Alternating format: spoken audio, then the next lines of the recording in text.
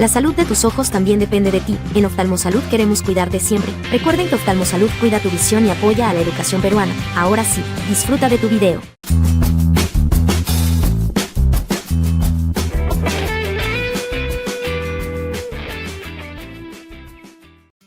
Hola a todos, el día de hoy vamos a hacer un repaso al curso de Psicología y Filosofía. Vamos a hablar en el caso de filosofía sobre emociones, desarrollo humano, personalidad. Y en caso de filosofía vamos a hablar sobre arte contemporáneo. Así es. Recuerden ustedes que con esto ya terminamos los repasos de estos cursos obviamente para este ciclo. Y ya vamos directamente al examen de admisión de San Marcos. Así es. Y hablando del examen de admisión de San Marcos, antes de continuar la clase, breve, muy cortito, muy pequeño. Queríamos justamente manifestarles sobre el simulacro del examen de admisión, ¿no? Hace poquito, el día de ayer, justamente domingo, fue el examen el simulacro del examen de admisión en San Marcos. Y las notas, por si acaso, están publicadas en la página web de Admisión San Marcos. Pueden ver todas las notas ahí. ¿Por qué es importante las notas y por qué es importante el simulacro? Lo que pasa es que no hay ninguna mayor referencia, o sea, la mejor referencia que pueden tener ustedes, ¿no es cierto? Ustedes que van a postular, es justamente ese simulacro. La nota de ese simulacro no va a mentir. Claro, te pueden decir tal vez el simulacro no, que solamente para agarrar experiencia, que no sirve, etcétera, etcétera. Claro, muchos motivos, ¿no? Realmente yo les digo algo, por algo existe simulacro. Y no es lo mismo incluso un simulacro virtual que un simulacro presencial, ¿no? Hay muchas cosas que juegan ahí, ¿no? El tema psicológico, manejar la presión, todo un montón de cosas, ¿no? Pero todo eso se ve en el simulacro, pues es lógico, ¿no? Es obvio, ¿no? Y no es que todas las personas que dan el simulacro van a postular, ¿no? Hay algunos que están en colegio, están probando suerte, como se dice, ¿no? Quieren ver cómo van, pero si hay un buen grupo que justamente, ¿no? Da el simulacro y va a postular al examen de admisión. Y las notas no mienten, ¿no? Y hemos visto, por si acaso, las notas de puntaje mínimos y máximos de varias carreras y no ha variado. Realmente no, o sea, si ustedes compran esta nota de simulacro con la nota del examen pasado de diciembre del año pasado, no hay mucha variación, ¿ya? Entonces, eso quería decirles que justamente para el examen de ahora de marzo no va a haber tanta variación en los puntajes como en el examen de diciembre. Así es, ¿ya? Así es.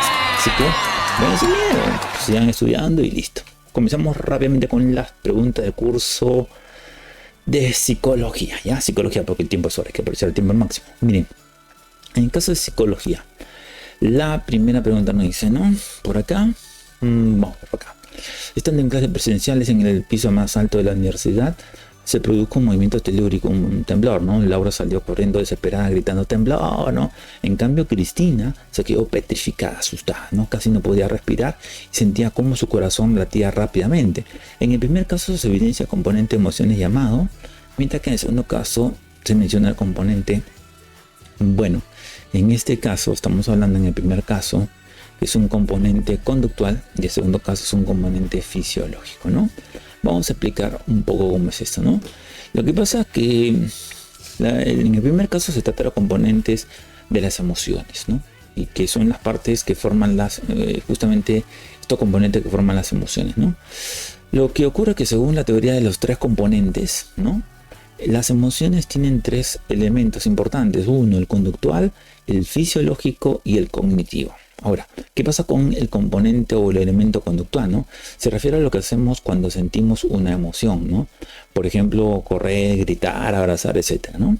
Ahora, el componente fisiológico se refiere a lo que pasa en nuestro organismo, en nuestro cuerpo, cuando sentimos una emoción, ¿no? Por ejemplo, acelera el ritmo cardíaco, hay una respiración, el sudor, o han visto, por ejemplo, cuando a un chico le gusta una chica, habrán visto eso en el colegio, ¿no? Y de repente el chico se pone rojito, ¿sí? Y se lo habrán visto algún día, ¿no? Ya, eso se refiere, es un componente fisiológico que sí o no ocurre en la vida real. Obviamente usted lo ha visto en el colegio, en la academia, donde sea. Bueno, ya está. Pero, miren ustedes, cuando hablamos del último elemento o el último componente, que es el componente cognitivo, se refiere a lo que estamos pensando cuando sentimos una emoción, ¿no? Como por ejemplo las creencias, las valoraciones, etcétera, ¿no? Ahora, en la pregunta, en este ejemplo que nos dan, Laura muestra un componente conductual. Un componente conductual, obviamente, de la emoción. ¿Por qué? Porque hay miedo al salir corriendo, al gritar, ¿no? Y empieza a gritar a esta persona. Mientras que Cristina muestra un componente fisiológico, ¿no? Y obviamente un componente fisiológico de la misma emoción, porque ella se queda petrificada, ¿no? Respira con dificultad y siente latir de su corazón más rápido, ¿no? En este caso la respuesta a oftalmosalud va a ser la letra C. Vamos con la siguiente pregunta. Miren ustedes, cada vez que Lucrecia veía a Roberto volver de un largo viaje, su corazón palpitaba con velocidad e iba corriendo a sus brazos, ¿no? A abrazarlo, ahí está. Sin embargo, ahora que lo tiene a su lado y al verlo llegar de trabajar, su reacción no es la misma, ¿no? Ella se caracteriza por ser una persona alegre, pero últimamente despierta malhumorada. Ha cambiado, ¿no? Increíble, ¿no? De este caso señale lo correcto de los estados afectivos, ¿no? ¿Qué está pasando acá, ¿no? Algo bonito y después algo malo. Bueno, ¿qué es lo que ocurre acá? Miren, lo primero, hay que analizar uno a uno, ¿no? Cada elemento que aparece acá, ¿no? Hay 3 elementos, pero vamos poco a poco. Miren, la pregunta trata de los estados afectivos, ¿no? Que son las formas en que nosotros nos sentimos y expresamos justamente nuestros sentimientos, ¿no? Los estados afectivos pueden ser de varios tipos, ¿no? Por ejemplo, las emociones, las pasiones, los estados de ánimo, ¿no? Estás alegre, estás triste, etcétera, etcétera, ¿no? Ahora, las emociones son estados afectivos breves, intensos y cambiantes que se producen cuando un estímulo externo o interno que nos están preparando para actuar. Por ejemplo, el ejemplo clásico, ¿no? Es lo que yo le decía, ¿no? Bueno, lo que vemos en la vida diaria, ¿no? Imagínense ustedes, a mí me tocaba trabajar en colegio, más de 20 años trabajando en colegios privados en Lima y también en provincias. Imagínense también trabajando en academias universitarias. Y es conocer el Perú prácticamente, bueno, no todo el Perú, sino prácticamente todo Lima lo he conocido y algunos lugares de Perú. Pero conocer la realidad, ¿no? Conocer la realidad. Y hay un detalle, ¿no? Uno ve a los alumnos, a veces, como le decía, ¿no? En los recreos, ¿no? Una señorita, un chico, una chica, le gusta la persona y de repente pasa la chica o el chico que le gusta, se pone rojo, no se sonroja, ¿no? Ya, eso es una emoción, pues es algo rápido, una respuesta rápida, ¿no? O por ejemplo, ve a la persona, se sonroja o empieza a sudar, ¿no? O sea, el cuerpo reacciona de diferentes maneras, ¿no? A eso me refería, ¿ya? Miren, esas son digamos, las emociones, ¿no? En el caso de las pasiones, son estados afectivos, pero que duran, pero son fuertes y estables, ¿no? Las pasiones, ¿no? Que se producen por un objeto o una persona que nos atrae demasiado y que nos impulsa a buscarlo, ¿no? Es increíble, ¿no? La pasión es un objeto o puede ser una persona, ¿no? Cuando decimos, por ejemplo, oye, tú sientes mucha pasión por una carrera, uno dice te gusta, te encanta tu carrera. Sí, así pasa, es verdad. Yo he tenido la suerte, bueno, he tenido muchos alumnos que han estudiado diferentes carreras, ¿no?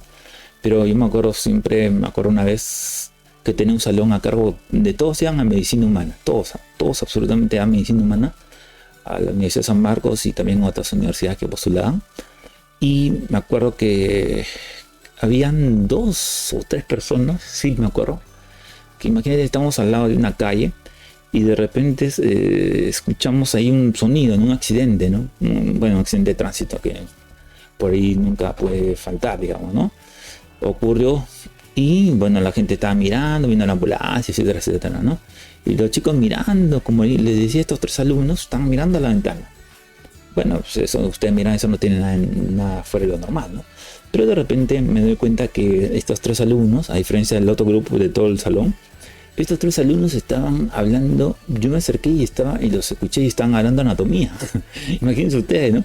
Que no sé qué cosa, elementos, ¿no? Y obviamente se refiriéndose al accidente y así, ¿no? Empezaron a hablar de anatomía, de cuerpo humano, un montón de cosas, ¿verdad? Y yo decía, esa actitud no es normal, pues. Si ustedes ven un accidente y de repente empiezan a analizar el caso, las heridas, etcétera, etcétera, una persona normal no hace eso. Me refiero a una persona digamos que reacciona de otra manera, ¿no? Pero si hay alguien que le gusta la carrera de medicina humana, alguien que quiere ser un doctor, que quiere salvar una vida, ¿no es cierto? Reacciona de otra manera, ¿no? O sea, y eso es lo que le decía yo, ¿no?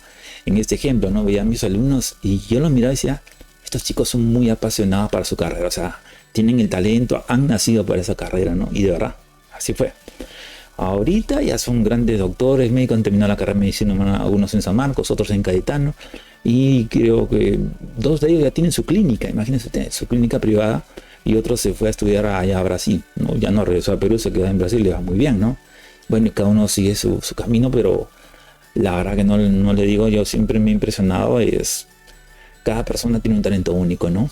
Y la pasión, eso es lo más importante. Ojo, les he puesto un ejemplo, la pasión hacia un estudio, un objeto, ¿no?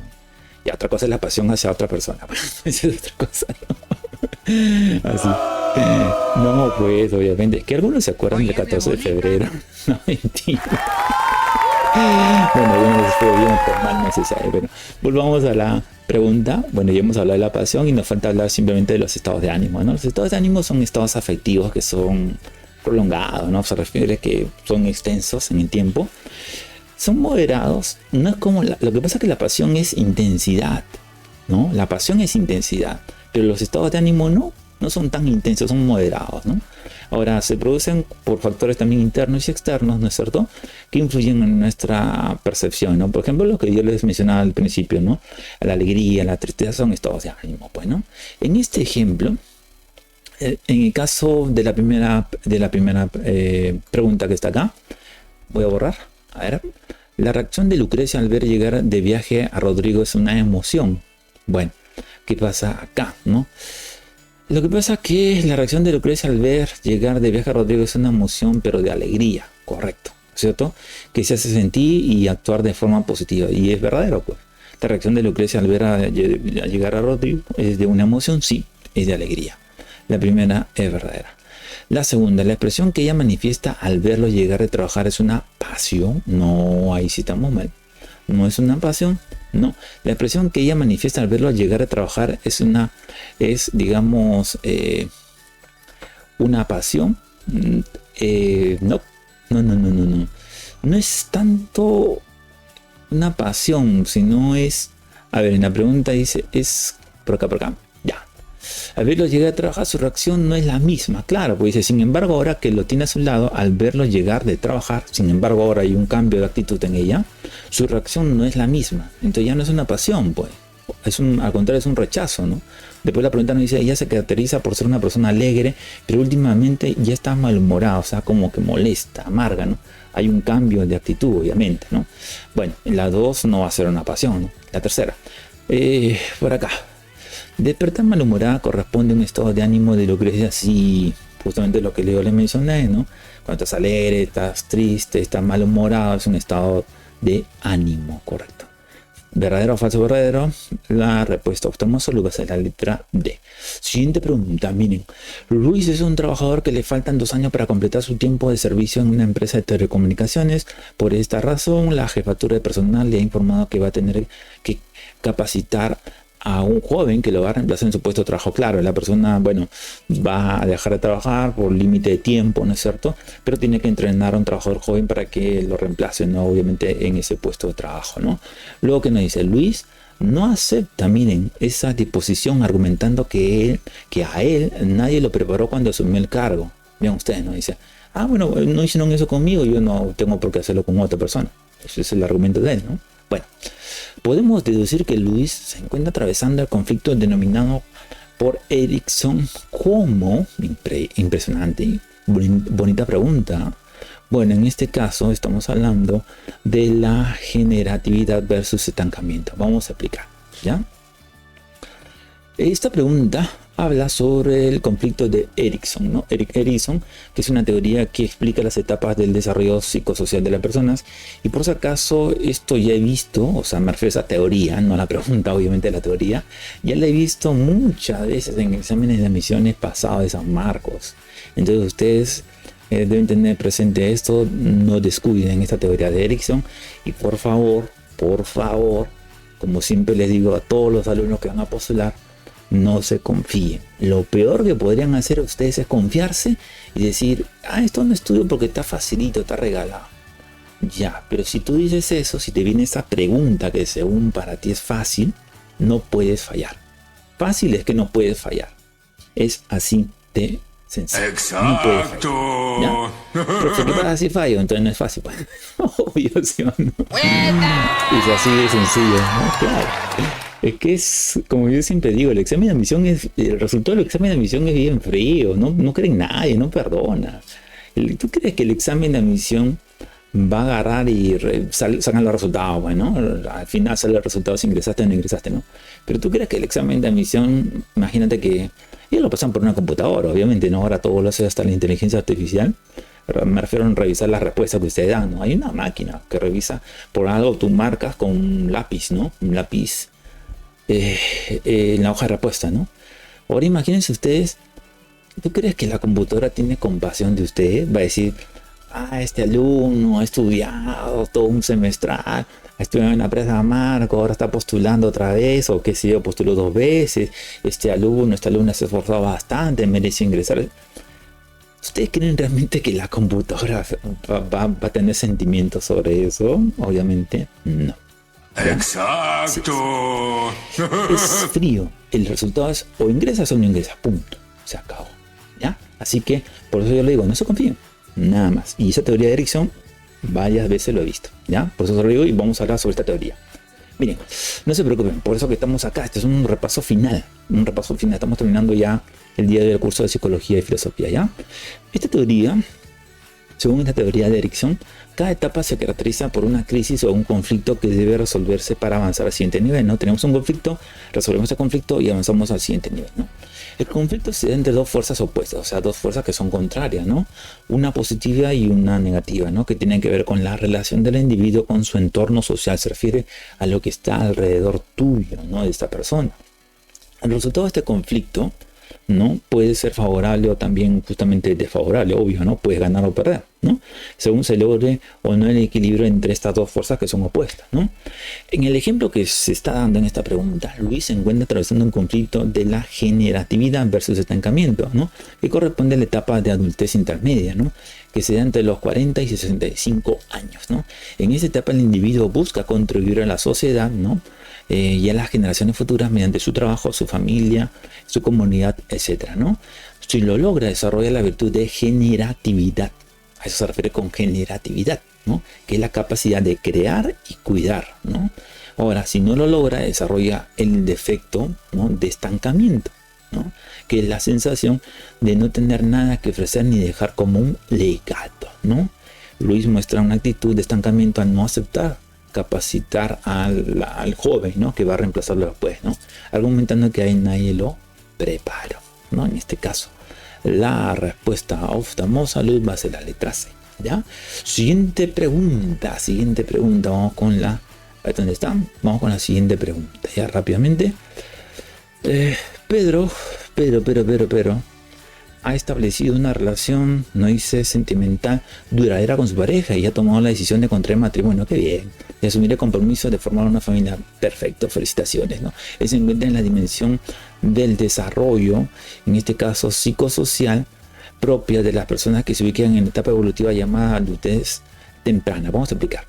Lo que pasa es que esta pregunta habla sobre la etapa evolutiva, ¿no? Que es la fase del desarrollo humano que se caracteriza por cambios y características propias, ¿no? El desarrollo humano se puede estudiar desde justamente diferentes dimensiones, por ejemplo, la física, la dimensión social, dimensión emocional, etcétera, ¿no? Cada dimensión tiene sus propias etapas que se relacionan con las otras dimensiones, ¿no? En este ejemplo, Pedro se encuentra en la dimensión del desarrollo psicosocial, ¿no? Que se refiere a la forma en que el individuo se relaciona con las otras personas y también con él mismo, pues obviamente, ¿no? Dentro de esta dimensión, la etapa evolutiva que corresponde a Pedro es la etapa de adultez temprana que se da entre los 20 y 40 años, ¿no? En esta etapa el individuo busca establecer vínculos íntimos y duraderos con otras personas como su pareja, sus amigos, sus compañeros, etcétera, ¿no? Si lo logra, desarrolla la virtud de la intimidad, que es la capacidad de compartir y comprometerse. Si no lo logra, desarrolla el defecto del aislamiento, ¿no? Que es la sensación de soledad y de rechazo, ¿no? Pero muestra una actitud de intimidad al establecer justamente una relación sentimental duradera con su pareja, como es el caso del matrimonio, y también obviamente formar una familia, ¿no? En este caso la respuesta oftalmosalud va a ser la letra C. Vamos con la siguiente pregunta. Mariela comenta a su amiga que desde pequeño su hijo menor solía ser irritable, lloraba intensamente, tenía que hacer mucho esfuerzo para calmarlo. Ahora ya que es adulto, ve en su forma de reaccionar ante los problemas características, ¿no?, que le hacen recordar aquella época. En dicho caso, Mariela está haciendo alusión al componente de la personalidad denominado, bueno, en este caso estamos hablando de temperamento que tiene un origen biológico, ¿no? Bueno, pues vamos a hablar.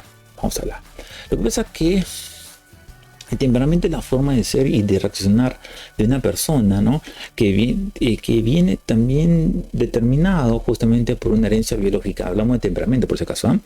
El temperamento se manifiesta desde el nacimiento y se relaciona con el sistema nervioso y el endocrino.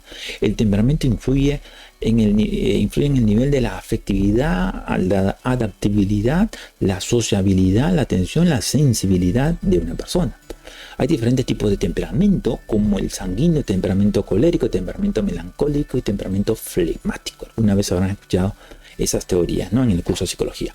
En el ejemplo que se está dando, Mariela observa que su menor hijo tiene un temperamento irritable, que se expresa tanto en su infancia como en su adultez, que le hace tener dificultades para enfrentar justamente los problemas, ¿no? En este caso la respuesta oftalmosalud va a ser la letra C.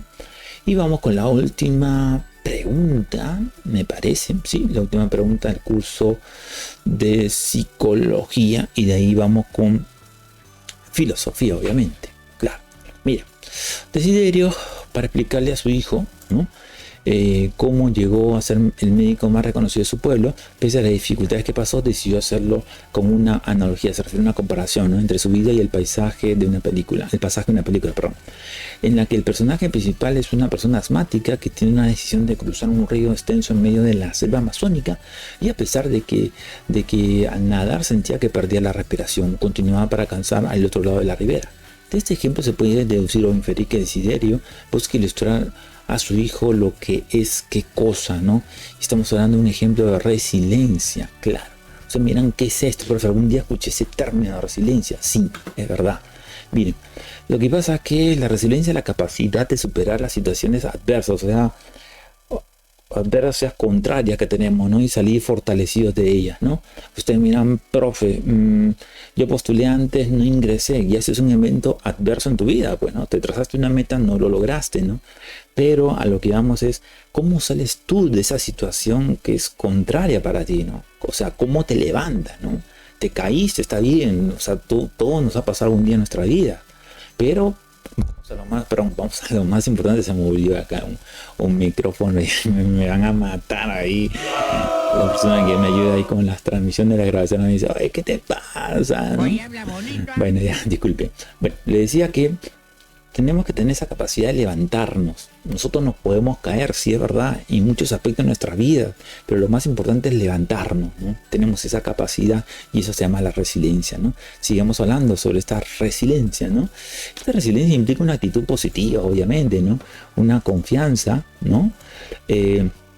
Una confianza en uno mismo y también adaptarse al cambio. Tú tienes que adaptarse al cambio, ¿no? No puede, nada es estático, ¿no? La resiliencia se puede desarrollar a lo largo de la vida mediante el aprendizaje de habilidades y también el apoyo social. Esta resiliencia no es una capacidad, digamos, innata, es algo que viene de herencia, ¿no? Depende cómo se enfrentan los desafíos y las dificultades, ¿no? En el ejemplo que se da, Desiderio quiere enseñarle a su hijo lo que es la resiliencia, usando una analogía entre la vida, entre un pasaje de su vida y un pasaje de la película, ¿no? Y logra superar un obstáculo. A pesar, en esa película se logra justamente superar un obstáculo a pesar de tener una limitación física, ¿no? Increíble, ¿no? Y así hay tantos ejemplos en la vida real, realmente, ¿eh? La respuesta a oftalmosalud va a ser la letra B. Así es, ¿no es cierto? Y con eso hemos terminado las preguntas del curso de psicología y ahora vamos con la pregunta del curso de filosofía, que por favor, filosofía viene bastante preguntas para el bloque E. Ustedes miran, para los dos bloques vienen 2, 3 preguntas. Sí, pero aunque sea una pregunta puede darte el ingreso, ¿no? Eso Exacto. Va, ¿no? O sea, estamos ya al nada del examen de admisión. No pueden confiarse. Si tú te confías y dices, no estudio ese curso si son 2 preguntitas nomás, ya tú haces eso, te aseguro que esta persona que va a postular a tu misma carrera y no va a perdonar estudiar ese curso y te va a sacar ventaja a la hora de la verdad. Por eso que yo siempre le digo a todos los alumnos que postulan, ¿quieren ingresar? Solamente depende de ustedes, no depende de nadie más. Y obviamente mucho influye el tema de qué, psicológico, o sea, la confianza de ustedes. A la hora de la verdad, más pesa el tema de la confianza que los conocimientos que puedan tener. Créanme. Y eso se lo pueden decir cualquier alumno que haya dado el examen de la universidad y haya ingresado. Te lo pueden decir nuestros más de 30.000 alumnos que tenemos acá, que han ingresado a San Marcos, a diferentes universidades. Todo el mundo que ha ingresado a la universidad te lo va a decir sí. Porque a la hora de la verdad uno se pone nervioso, es normal. Bueno, sigamos, vamos a continuar con la clase de curso de filosofía, pero no sin antes hacerle recordar una información muy importante. No se olviden ustedes que si tienen cualquier problema en los ojos, de cuidar los ojos es muy importante. No se olviden de comunicarse con la mejor clínica de ojos de Perú. Estamos hablando en la clínica Oftalmosalud. Ahí los encuentran en el Facebook y en el Instagram, justamente como Oftalmosalud. También pueden comunicarse directamente a su WhatsApp al 971-065576. Recuerden ustedes que Oftalmosalud cuida tu visión y apoya a la educación peruana. Así es. Y por favor, muchachos, no se olviden, por favor, si les está gustando la clase, no se olviden de dejarnos un like, por favor. Con un simple like nos van a ayudar muchísimo, no le pedimos dinero a nadie acá. Y recuerden ustedes que también pueden suscribirse a este canal, que es completamente gratis. Activen la campanita de notificaciones para que siempre puedan ver los nuevos videos que nosotros subimos. Y con eso nos van a ayudar muchísimo, créanme, bastante, ¿ya? Bueno, continuamos con la pregunta de curso de filosofía rápidamente, porque el tiempo es oro, como le digo, ¿no? Evaristo es un dibujante de la Plaza de Armas de Arequipa que le gusta retratar a las personas sobre el paisaje del cielo arequipeño. En una ocasión pintó algo espléndido, el color del atardecer en el instante del cielo empezó a relampaguear. Evaristo creía haber captado el dicho cielo en toda su plenitud y belleza. Sin embargo, de acuerdo a la filosofía platónica, obviamente la filosofía de Platón, su pintura, bueno, en este caso, es solo la imitación de lo bello. Vamos a explicar. Lo que pasa que la doctrina desarrollada por Platón, ¿no? ¿Qué decía, no? Una de las ideas centrales de esta filosofía de Platón es la teoría de las formas o las ideas, ¿no? Que sostiene que existe un mundo perfecto, ¿no? Donde se encuentran las esencias de las cosas y un mundo sensible que es imperfecto, ¿no? Donde se encuentran las copias de estas esencias. Recuerden que siempre Platón asocia con idealismo, ¿no? El mundo de las ideas, ¿no? Para Platón el conocimiento verdadero solo se puede alcanzar mediante la razón, que nos permite acceder al mundo inteligible, ¿no? El arte, en cambio, es solo una imitación de las imitaciones. Mira lo que decía Platón, ¿no? El arte es una imitación de las imitaciones y por lo tanto no puede captar la realidad verdadera. En este ejemplo que se da en la pregunta, Evaristo cree haber pintado el cielo arequipeño en toda su belleza, pero según la filosofía de Platón no se puede lograr esto. No se puede lograr esto.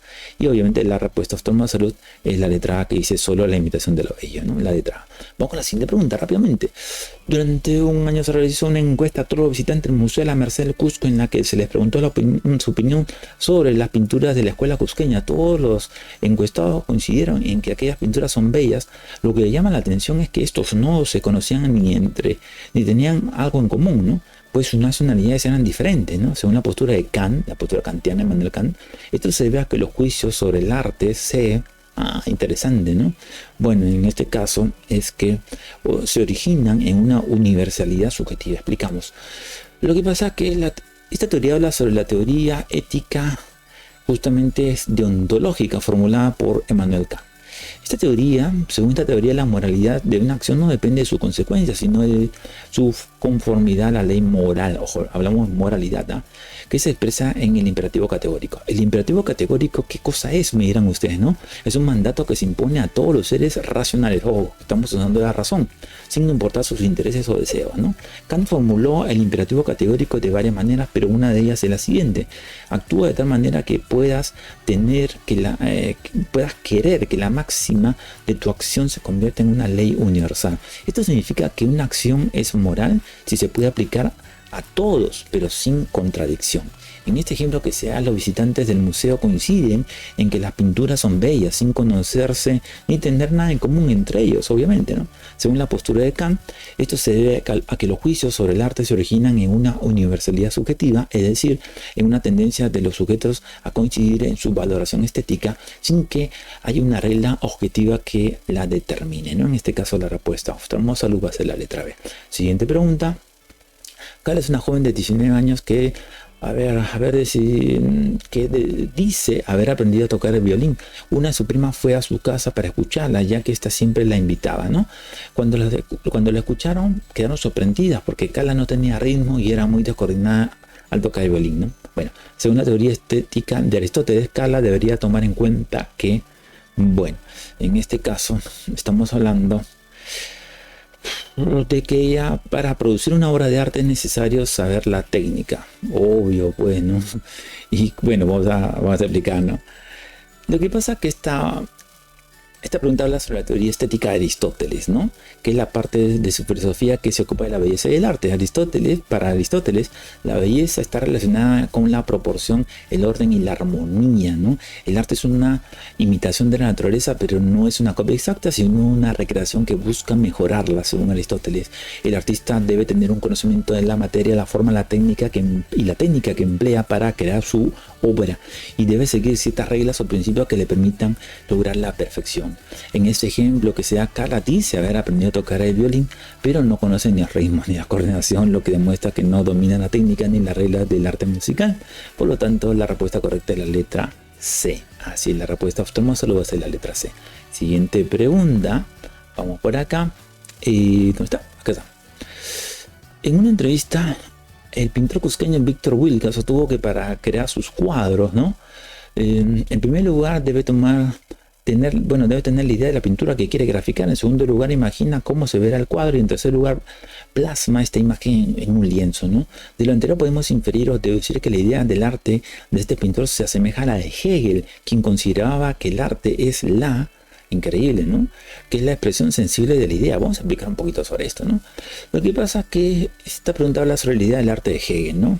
Que es un filósofo alemán que desarrolló un sistema de pensamiento basado en la dialéctica, es decir, en el movimiento y la contradicción de las ideas. Para Hegel, el arte es una de las formas en que el espíritu absoluto se manifiesta y se conoce a sí mismo, ¿no?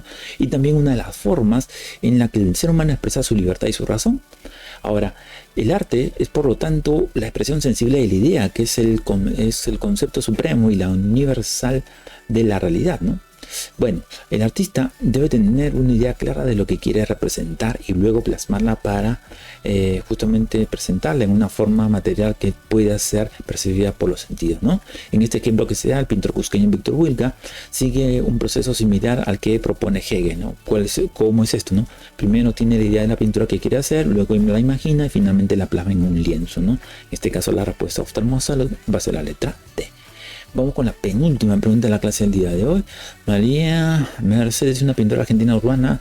La gente la suele criticar, pues no es como otros artistas que dibujan en óleo sobre lienzo. Ella pinta en murales mostrando símbolos populares de la cultura argentina, como el rostro de Spinetta o de Cerati, ¿no? El arte de María Mercedes se asemeja bueno, en este caso estamos hablando del arte pop, ¿no? O arte popular, en la medida que toma símbolos o temas de interés masivo, o sea, del pueblo pop, ¿no? Por eso viene el término pop, ¿no? Vamos a explicar un poquito, ¿no?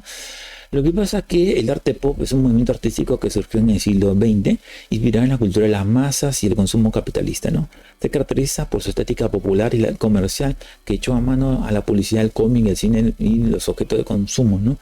Ahora, se caracteriza por su mirada crítica sobre la sociedad y la cultura de consumo, conoce su historia, sus antecedentes, sus principales artistas y sus principales obras, ¿no? El arte pop se caracteriza por utilizar imágenes y símbolos que son reconocibles y atractivos para el público, pero que también tienen un sentido irónico, paradójico, digamos, ¿no? O contradictorio, también provocador, ¿no? El arte pop busca cuestionar los valores y los estereotipos de la sociedad moderna y mostrar la banalidad y el vacío de la cultura de las masas, ¿no? Increíble, ¿no?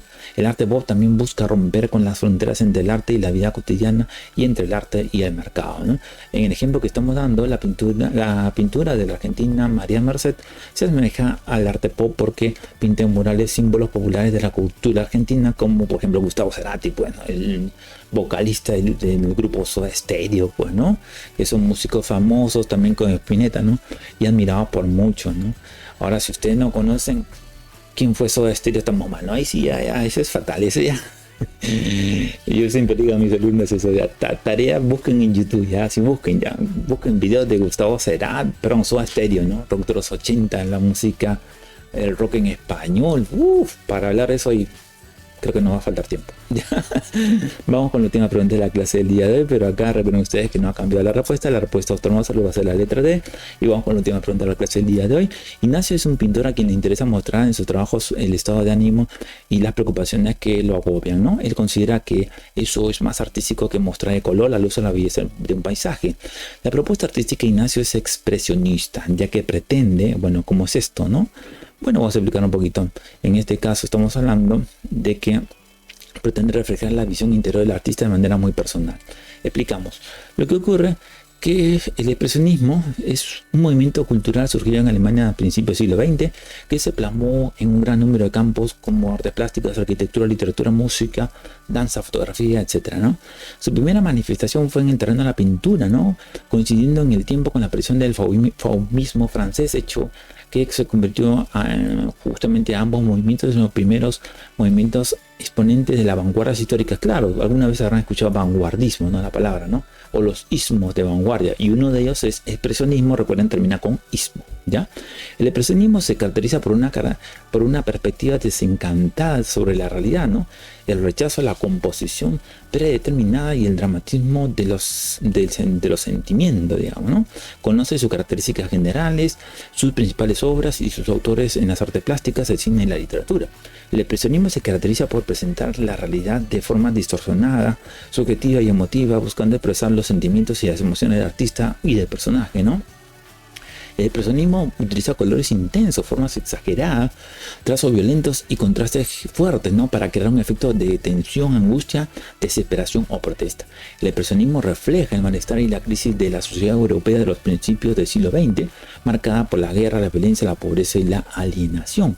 En el ejemplo que estamos dando en esta pregunta, el pintor Ignacio se identifica con el expresionismo porque le interesa mostrar en sus trabajos su estado de ánimo y las preocupaciones que lo agobian, ¿no? Más que justamente el color, la luz o la belleza de un paisaje, ¿no? En este caso la respuesta oftalmosalud va a ser justamente la letra C. Así es. Bueno, pues muchachos, espero que les haya gustado la clase. Si fue así, como les dije, no olviden dejarnos su like y también no olviden de suscribirse a este canal, que es completamente gratis. Y por si acaso, recuerden que también tenemos un aula virtual que es completamente gratis. En cada enlace, en cada comentario en nuestro video van a encontrar un enlace que les va a llevar al aula virtual. Ahí están todos los cursos, por si acaso, absolutamente todos los cursos. Pueden estudiar, está separado por bloques, ¿ah? Pueden estudiar letras, matemáticas, lo que quieran prácticamente. Hay teoría, ejercicios resueltos para que ustedes practiquen, para que vean cómo sale la respuesta, todo, absolutamente todo. También hay simulacros virtuales que es completamente gratis, para que ustedes puedan ver, ¿no? O sea, para que puedan medir su conocimiento, como se dice, ¿no? Para que vean cómo están, ¿ya? Y todo depende de ustedes, porque de verdad, siempre decimos esto, ¿no? La educación virtual, la educación digital, lo que están viendo ahora en pantalla, hay mucha responsabilidad del alumno.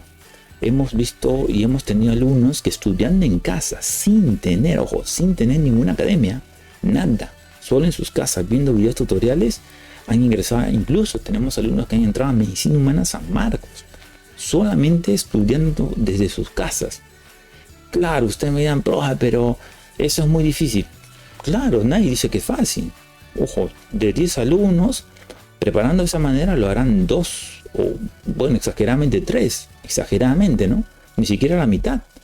Ustedes me dirán, pero por tanto así, es que no depende de nosotros, depende de ustedes, de la fuerza de voluntad que tengan, del orden, porque hay que ordenar tu tiempo, de verdad. Y quien decide qué ver o qué no ver, qué información tomar en cuenta, qué información no la tomas en cuenta, son ustedes, nadie más. ¿Ya? Y obviamente acá siempre nosotros le vamos a apoyar en todo lo que está a nuestro alcance. Por eso tenemos un aula virtual. También ahí va a ir un enlace que le va a llevar a un grupo de Telegram privado que tenemos, donde damos información exclusiva a los chicos que puedan, bueno, que tengan la intención de ingresar a San Marcos. No, quien siempre hay personas que dicen, no, yo quiero entrar sí o sí. Bueno, ahí tenemos ese espacio, ¿ya? Bueno, pues muchachos, eso ha sido todo por el día de hoy. Siempre despedimos la clase con un fuerte aplauso para todos ustedes. Muchísimas gracias. Nos vamos a volver a ver en la siguiente clase. Nos vemos. Chau, chau. Esperamos que les haya gustado este video. Esperamos sus comentarios y sus sugerencias. Y los invitamos a que se suscriban a este canal para que puedan ver todos los videos que tenemos por ustedes. Gracias a todos.